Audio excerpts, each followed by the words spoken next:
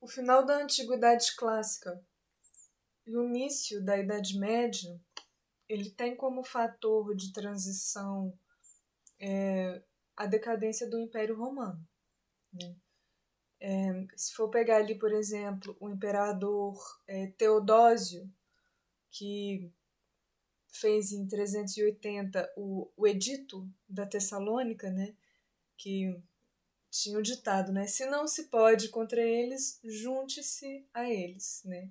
Então ele estabelece o cristianismo como a única religião permitida, a religião oficial, né? E quem é pagão começa a ser perseguido, outros que possuem outras religiões, né? A hierarquia da igreja, ela tem origem nesse governo do Teodósio, né? Então, quando em 395 há a divisão do império, né? Porque Teodósio ele tinha determinado que depois da morte dele o império seria dividido entre Oriente e Ocidente. O Oriente seria a antiga Bizâncio, né, que a capital vai ser em Constantinopla, e o Ocidente, capital em Ravenna, depois vai ser Milão, que fica mais à esquerda assim no mapa de Ravenna.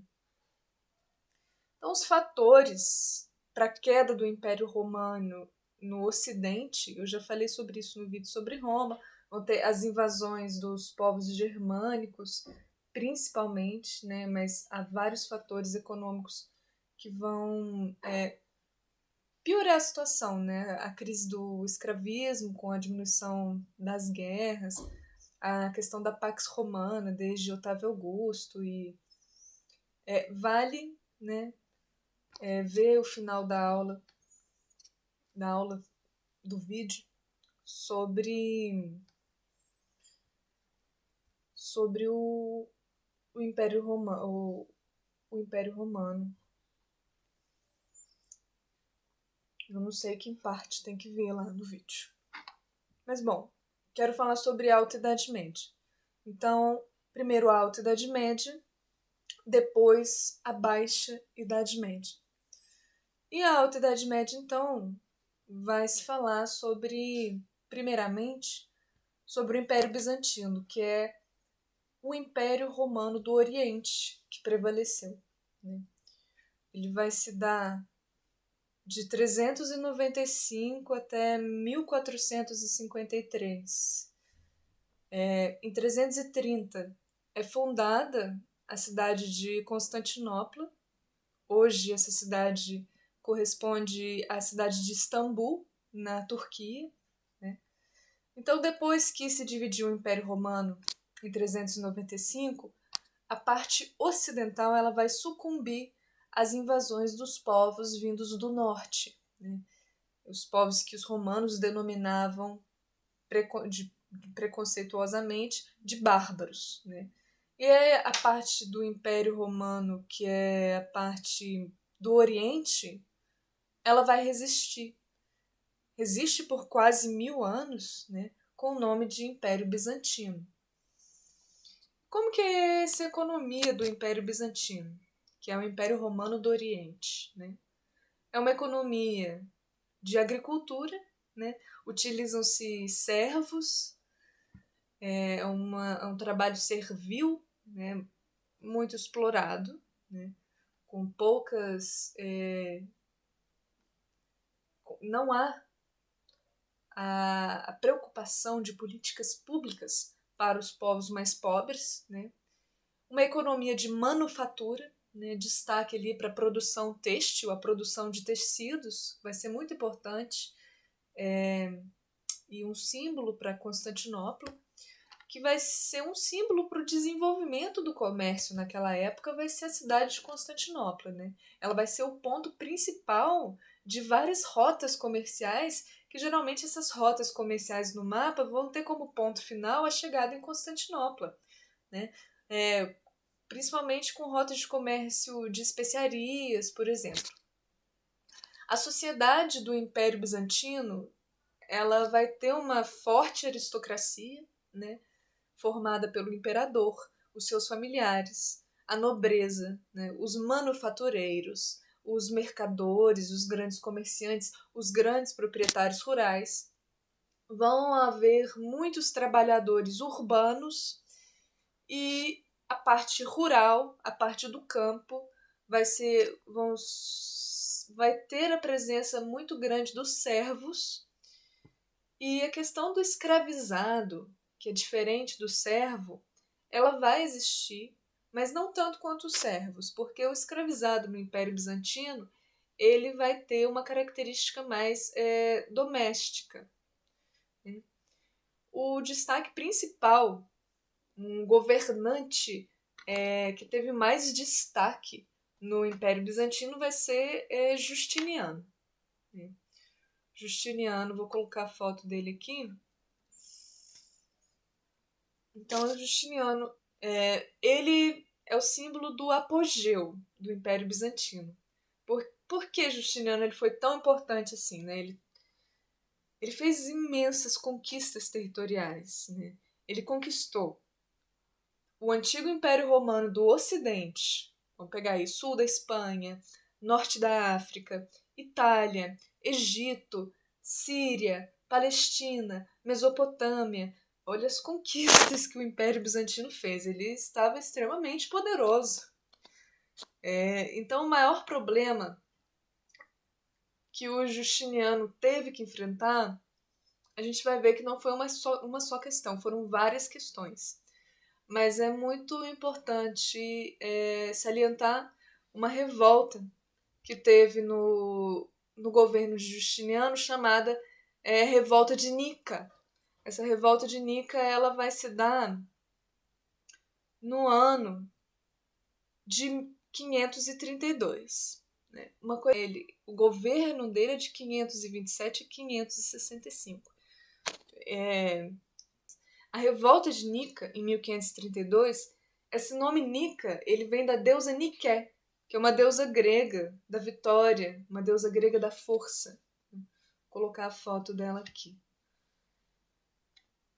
Representa uma revolta popular, né, uma revolta das camadas populares contra o aumento dos impostos, a fome que assolava o povo e a miséria também que estava assolando todo o império, né, de uma forma mais generalizada. Assim.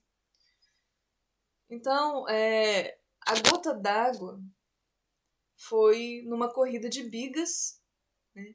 Biga, vou colocar a foto aqui, são carros puxados por cavalos.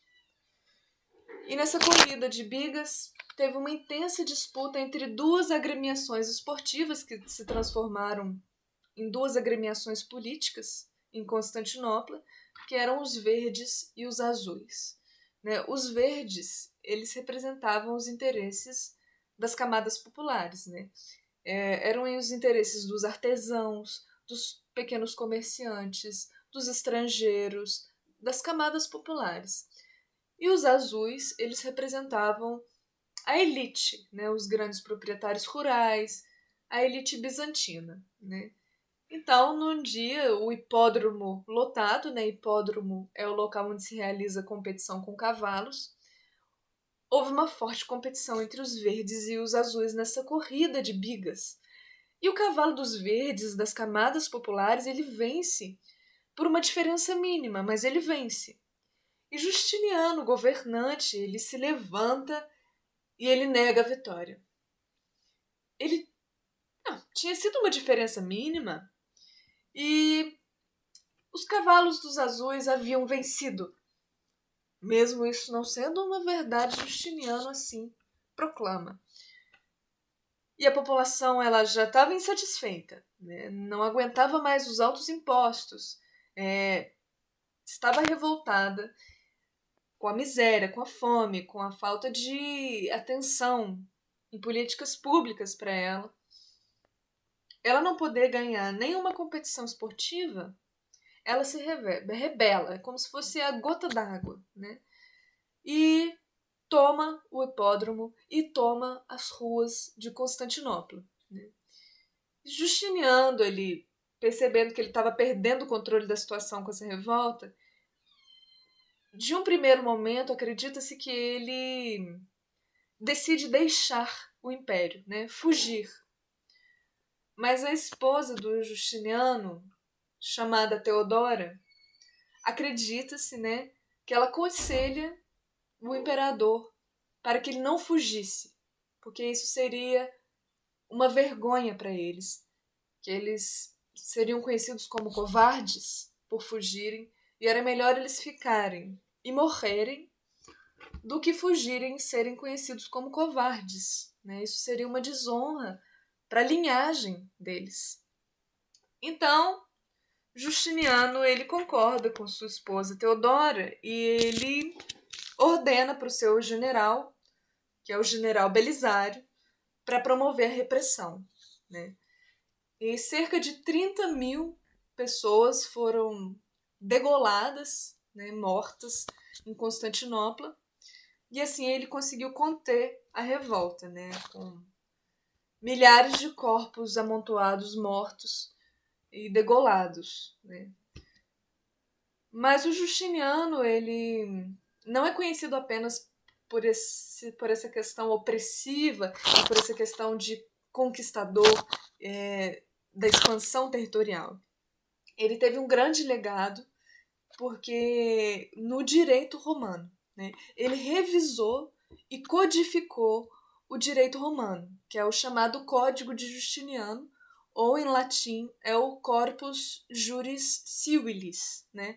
Isso vai ser grande referência para o direito contemporâneo ocidental, né? O que se estuda hoje na faculdade de Direito, muita coisa é legado do direito romano, mas quem revisou e codificou esse direito romano foi Justiniano no Império Bizantino, né? Outra questão no Império Bizantino vai ser o fator da religião, né?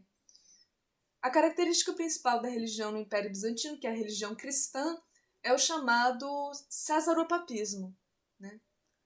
Se for pegar a palavra, ela é uma mistura de César, que lembra autoritarismo do governante, lembra, né? E papismo, que lembra papa. Então, o que significa cesaropapismo? É o imperador controlando a igreja. Diferente do Ocidente, que o papa ele tinha poder, aqui no Império do Oriente, o papa ele não tem poder acima do imperador. Ele não tem poder total sobre a igreja, porque quem controla a igreja é o imperador.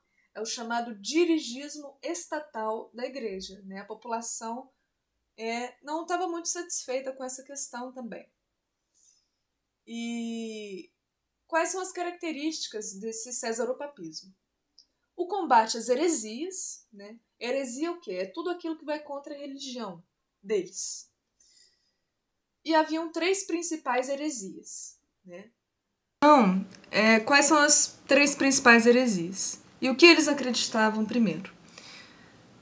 Eles acreditavam que o Cristo ele teria uma natureza humana e divina desde que nasceu até o seu desencarne, né? Constantemente teve uma natureza divina e humana. Então, quais eram as principais heresias que eles combatiam, perseguiam e matavam quem acreditava nessas ideias? Primeiro, o arianismo. O arianismo ele faz referência ao bispo Ário de Alexandria, que é no Egito, né, Alexandria.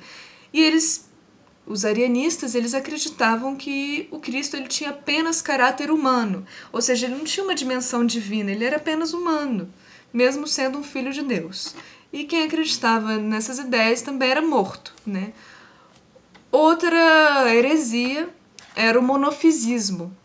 O monofisismo é quem acreditava que o Cristo ele tinha apenas uma natureza divina, uma natureza sagrada. Ele não tinha nenhuma característica humana.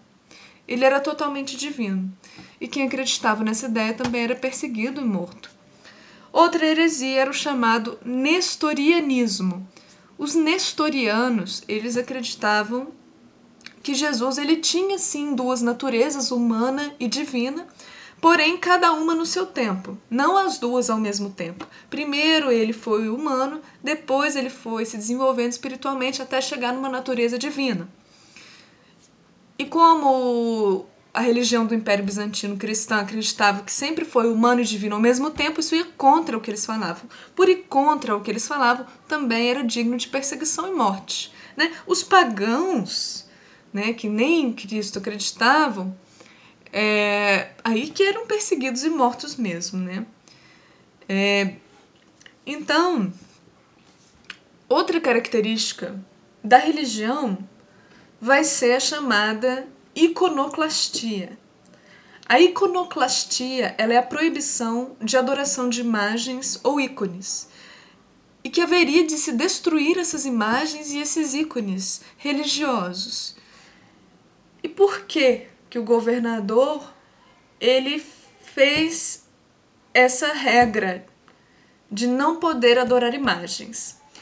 Porque os bispos eles estavam enriquecendo muito, lucrando muito com a confecção desses ícones religiosos, né? Estátuas, pinturas religiosas que eles vendiam.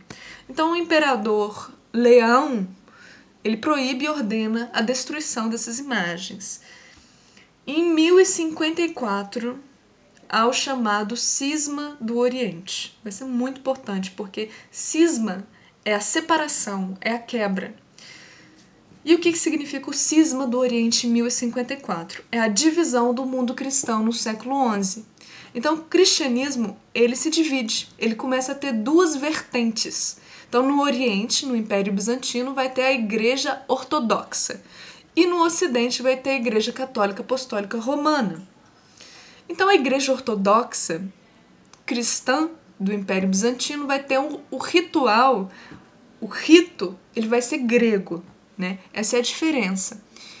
E essa divisão ela vai se dar porque a igreja no Ocidente, em Roma, ela estava cada vez mais se aproximando do Sacro Império Romano Germânico.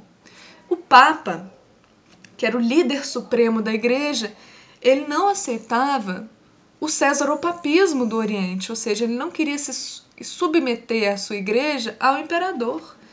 E isso era um fator muito grande que fez essa quebra do Ocidente e do Oriente, o papado. Né? Então vai haver dois papas. E quais são as diferenças? Né? O calendário da Igreja Ortodoxa ele vai ter 12 dias a mais. Vai ser o calendário juliano. Já o calendário gregoriano do Ocidente em Roma é o nosso calendário, né? Hoje em dia. A quaresma para os católicos tem 40 dias, mas para os cristãos ortodoxos, eles vão ter 47 dias, uma semana a mais de quaresma. Os católicos, eles têm que seguir na época. Não pode questionar o Papa em nada. O Papa é a autoridade máxima, ele não pode ser questionado. Mas para os cristãos ortodoxos, o Papa é mais uma liderança, ele é mais um patriarca, ele é visto mais como um guia, né, um orientador. Essa questão mais de autoridade máxima que não pode ser questionada, ela vai cair mais sobre o imperador, né? Agora o Papa católico ele é aquele que sempre estava certo. Você não poderia falar que ele estava errado em nenhum momento, né? Agora a cultura do Império Bizantino ela tem como característica muito grande o desenvolvimento da arquitetura, com grandes catedrais, né, belíssimas catedrais, e destaque para a Catedral de Santa Sofia. Né?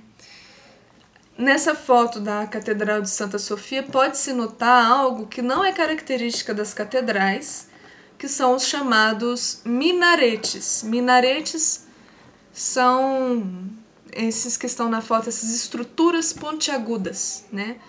Que são construídas, essas torres finas e pontiagudas, mas que foram construídas muito depois da catedral ser construída, porque quando os muçulmanos, né, os turco-otomanos, eles tomaram Constantinopla e eles transformaram a Catedral de Santa Sofia numa mesquita. E é por isso esses minaretes. A função desses minaretes era lá em cima, de lá de cima, convocar a população para a oração. Né? Outra característica muito forte da cultura bizantina, como aqui na foto, vão ser os mosaicos. Por quê? É uma forte característica da cultura bizantina. Como havia proibição de adoração de imagens, os mosaicos foi uma forma de arte que se desenvolveu, já que a pintura e a escultura de ícones religiosos era proibida, né? Então o mosaico ele se desenvolveu. Haverá mosaicos de figuras religiosas? Haverá, como essa, por exemplo. Mas tudo é muito sob vigilância do imperador, né? E sob sua inspeção, digamos assim. Quais vão ser os fatores para a decadência do Império Romano? Vão ter muitos fatores para a decadência do Império, né? As disputas políticas internas estavam muito grandes, assim como as disputas religiosas estavam muito grandes, inclusive com as questões das heresias, né? Havia uma forte crise econômica no Império Bizantino, agravada por uma enorme corrupção do Império. Havia acontecido uma invasão dos eslavos, né? Que são povos oriundos da Rússia, da Ásia Central, que vão ocupar depois os Balcãs, né? Houve uma grande expansão islâmica naquela época que estava ocorrendo, uma expansão dos muçulmanos no mundo, que eles vão ocupar depois boa parte do Império Bizantino. Em 1453, Constantinopla ela vai ser atacada e tomada pelos turco-otomanos, os muçulmanos, que eles vão passar pelas muralhas com os seus poderosos canhões, digamos assim. E assim vai se encerrar o Império. O Império Turco-Otomano ele é fundado na Anatólia, né, no século XIII, e dali vai começar o seu processo expansionista, atingindo, por exemplo, até os persas. Né? Isso eu tinha esquecido de falar, por isso que eu cortei o vídeo. Obrigada por assistir.